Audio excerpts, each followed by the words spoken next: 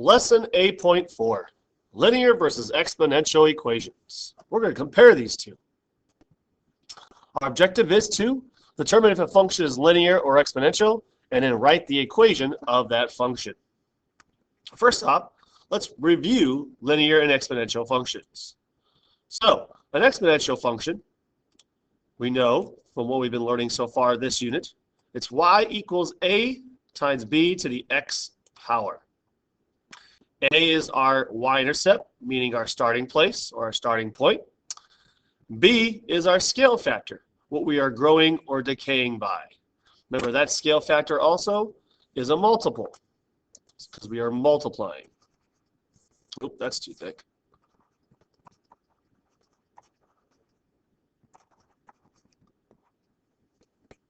Linear, on the other hand, go back to Unit 3 when we did this, is y equals mx plus b. B is your y-intercept, your starting place, and m is your slope, also known as the rate of change. That is the value that you are either adding by or subtracting by.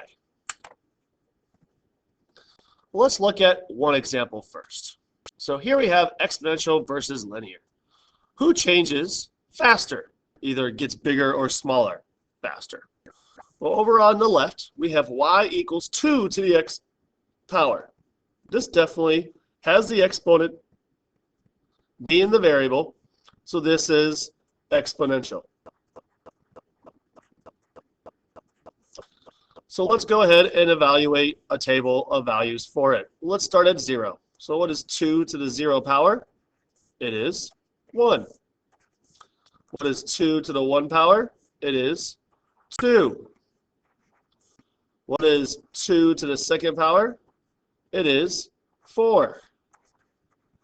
2 to the third power is 8, and 2 to the fourth power is 16. Oh, not 2. Let's do this right. This is 3 and this is 4. There we go. We'll use the same x values for the other function and compare its y values to this one. Same thing again. This is y equals 2x. This looks like the y equals mx plus b, m being 2 here, my rate of change slope 2. So this is, of course, linear. So what's 2 times 0? 0. What's 2 times 1? 1. What's 2 times 2? 4. 2 times 3? 6. And 2 times 4? 8. Well, which one of these changes faster? Hopefully, you're saying the same answer I would say, and that would be our exponential. We can see that, yeah, they both started off the same, and they were the same here. But then this jumps to 8, while this only jumped to 6. And then it went from 8 to 16, and this only went from 6 to 8. So definitely our exponential is changing faster, which it will always change faster, no matter what. Now, some good characteristics of both linear and exponential functions are as follows. First, linear characteristics gradually increase or decrease. Okay? It's at a slower pace. Like we saw here, it was only increasing by 2, which I can't do my math right on one of them, and just realize that, and hopefully you realize that too. This should be 2. Because, yeah. Everything else is good. All right, cool. Glad I checked that.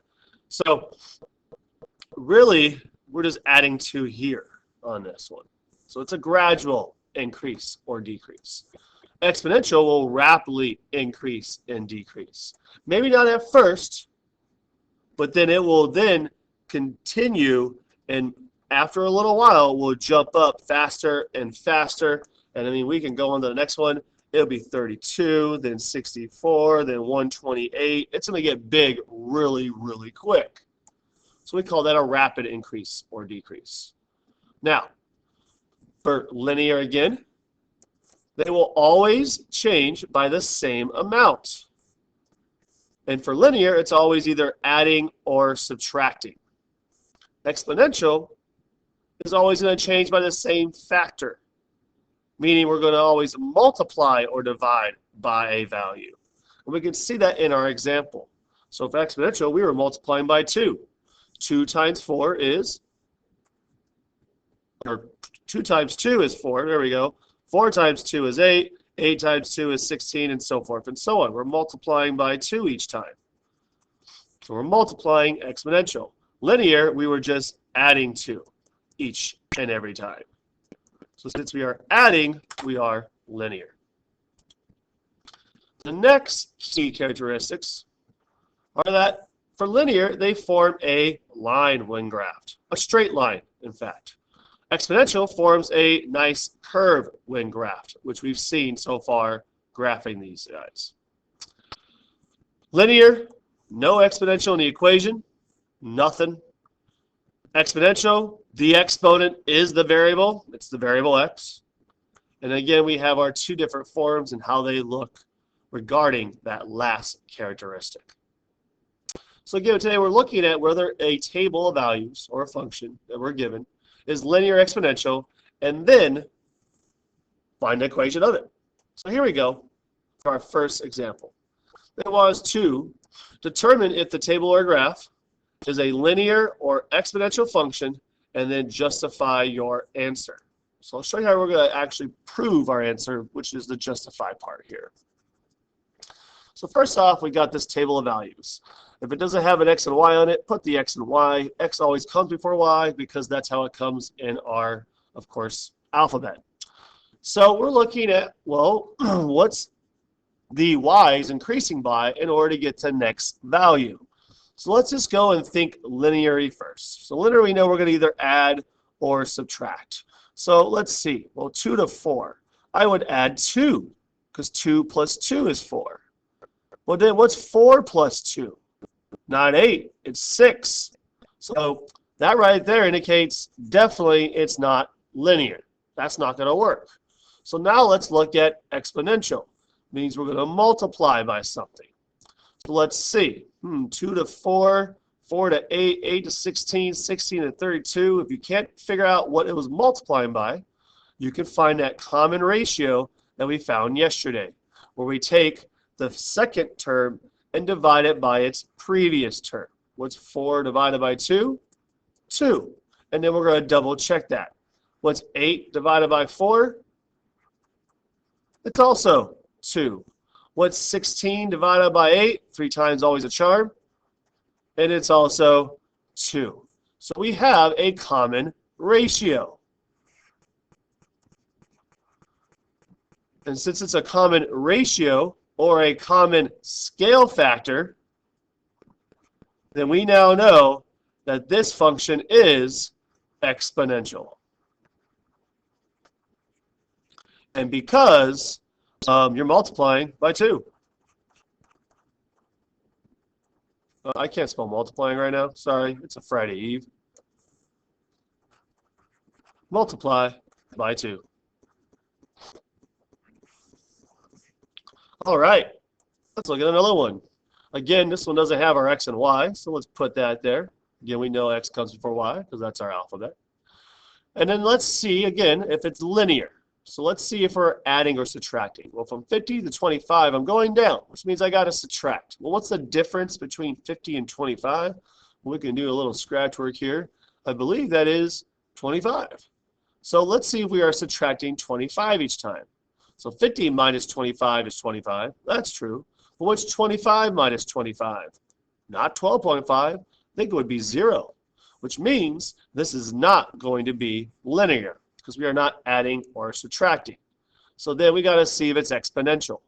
So again, remember, we're looking at, well, what are we multiplying by in order to get these values? So these values are going down. They're decreasing, which means this could be a possible decay if we can find the common factor. So let's find that common factor just like we did yesterday. Again, taking the second term and dividing it by its previous term. So 25 divided by 50 gives us 1/2. Let's see if that is consistent by now taking 12.5 and dividing by 25. That gives us 1/2. Now 6.25 divided by 12.25. Because again, 3 times is going to be the one you're going to want to do. And again, we get 1/2. So again, we have this beautiful 1/2, which is our b value according to our exponential function, which is our common ratio. Also again known as our scale factor, which indicates that this is a exponential function, and that exponential function being, of course, multiplying. We are multiplying by, what is it, 1/2 here? Yep, there you go. So there's 2 good examples of exponential. And hopefully you're going through the process of first maybe looking at it linearly, then looking at it exponentially, unless you can see it right away. But double check, because you got to make sure if it really is, because it could be neither. So let's look at number 3. Again here, get our x and y values. And let's look. First, again, let's think if it's linearly, which means we're going to see if we can add to get to our next value or subtract. Well, 7, 9, 11, 13, 15, they're going up, which means we're going to probably be adding by something. So let's see, what's the difference between 9 and 7? I believe that is 2. So let's see, what's 7 plus 2? 9. What's 9 plus 2? 11. What's 11 plus 2? 13. And what's 13 plus 2? 15. Well, looks like we are adding by 2 each and every time. And if you're adding or subtracting to get your next value, that is considered linear. And it's linear because we are adding by 2. 2 would be considered our rate of change. We'll get number 4. Number 4, again, get our x and y values. Looking at it, 11, 3.5, 1.625, 1.15625, 10390, definitely getting smaller and smaller each and every time. And then we're looking at it's like 1.1 point. This is an indicator here that it's not going to be linear, that it's most likely going to be exponentially. But let's just double check linear anyways. And let's see, what are we adding or subtracting it from 11 to 3.5? So what is the difference here? So we can see what we are subtracting by. What is that? 7.5. So we would be subtracting 7.5 each and every time. But really, when I take 3.5 and subtract 7.5, I would have a negative value here, and I don't. So nope, not linearly, which means it could be exponentially, but we got to check. You can't just assume. So let's find that common ratio again by taking the second term and dividing it by its previous term. So 3.5 divided by 11. Gonna need a calculator for this one. I'm not good on math on these guys. So let's find out. Excuse me. 3.5 divided by 11. It's a crazy decimal. It's actually 7/22. I'm going to leave it as a fraction. And let's see. And then take the next term and divide it by its previous term. Remember, we got to do this 3 times to see if it actually is a common ratio. So now 1.625 divided by 3.5. I'm going to press that fraction button. Now it's 13/28. Okay, well, let's just do it one more time just to see. Maybe that was a fluke. Oops, I got to write it down because you're not going to know what to do because you're just copying me. 1.15625, not all of you. 1.625, we're going to divide that by, so let's go ahead and do that in our calculator. So 1.15625 divided by 1.625. And again, press my FD button to get that fraction. 37/50 seconds. Yeah. So are these in common? No, not the least bit. So it can't be exponential. We already tried to see if we can subtract a value to each one. That didn't happen. So this actually is neither. And because not adding or subtracting by a common value. Or not adding or subtracting or even multiplying by a common value.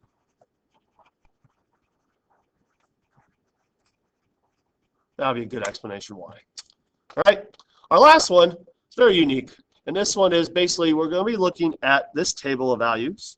And we're going to try to decide if the pattern is linear, like we did before, which involves addition or subtraction, or exponential, which involves multiplication. Okay, wink, wink, nudge, nudge, say no more. This is a good type of test question. So here we go. They already got the x and y values for us. So we're just looking at what's happening here, what's changing. Okay, so let's see, 1/4 to 1 to 4 to 16. Okay, well, let's first look linearly. So let's see what we are adding. And let me just go, well, I can do 1 to 4. That's easy. So that'll be 1 plus 3 is 4, right? What's 4 plus 3? 7, not 16. Nope, that ain't going to work. That means it might be exponential. Let's double check. So in order to find if it's exponential, I got to find my common ratio, which means I take the next term and divide it by its previous term. 1/1/4. Yeah, I can do that in my calculator. It's not hard. I got that fraction button. I'm not lazy. So 1 divided by the fraction of 1/4. I get 4. See if that's consistent. Now 4 divided by 1. Well, I can do that in my head. It's 4. Now 16 divided by 4. That's also going to be 4. So we actually have a common ratio here, or a scale factor, which means it is definitely going to be exponential. So remember, exponential form was the y equals a parentheses b to the x. Well, we found our b already by checking to see if it's exponential. All we got to do is look for our a value, which of course is the y-intercept, but where x is 0, which looks like it's a 1. So plug it all in. We're going to have y equals 1 parentheses 4 to the x power. Or really, it's y equals 4 to the x power. Now that concludes our lesson today. If you have any questions, please raise your hand and someone will come and help you. Other than that, go and do the Google slide problems, which should have been here to look at so you know what they look at, so you can actually click with the big old star button here and the 8.4 lesson title right here. You're awesome. You're amazing. Thank you.